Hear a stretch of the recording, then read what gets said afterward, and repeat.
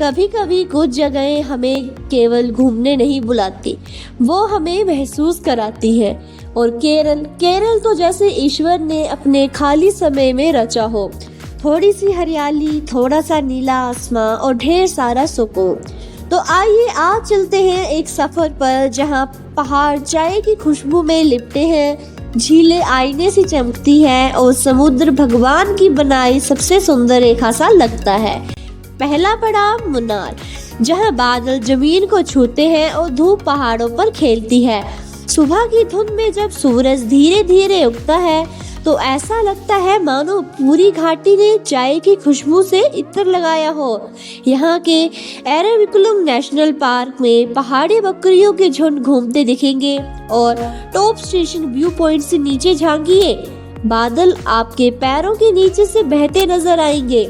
मुन्नार सिर्फ एक जगह नहीं, ये वो एहसास है जहाँ हर सांस में सुकून खुला है।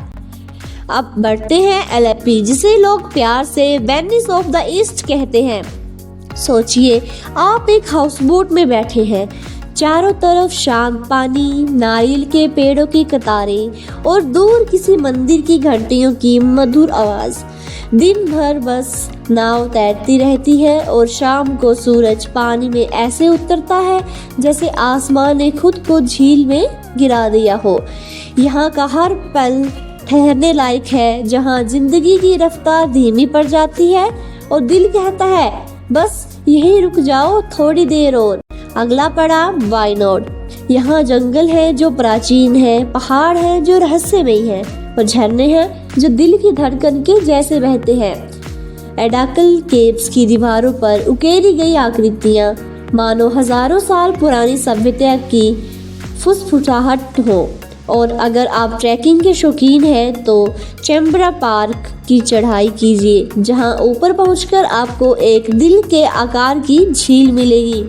वायनाड में समय थम जाता है और बस नेचर बोलता है वेलकम होम। कोचीन, एक ऐसा शहर जहां इतिहास और वर्तमान साथ साथ चलते हैं।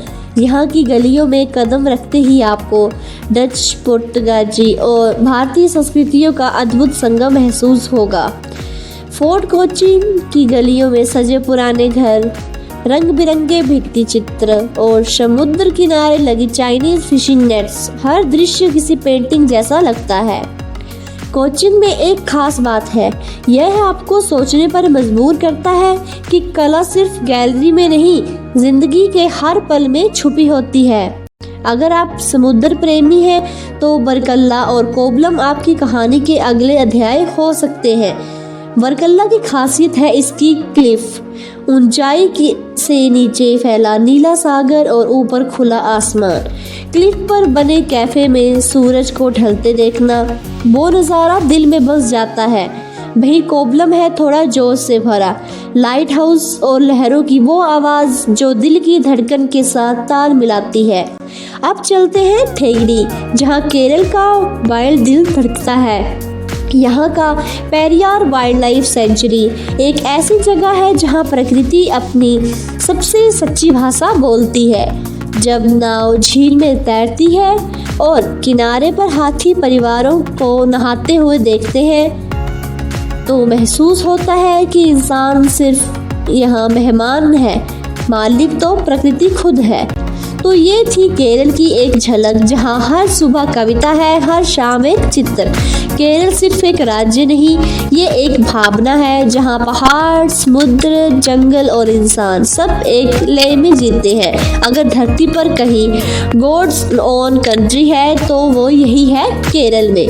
कमेंट में बताइए आपका पहला पड़ाव कौन सा होगा। और हाँ, अगर ये यात्रा दिल को छू गई हो तो चैनल को लाइक, शेयर एंड सब्सक्राइब करना मत भूलिए। तो मिलते हैं अगली वीडियो के साथ, तब तक के लिए जय हिंद।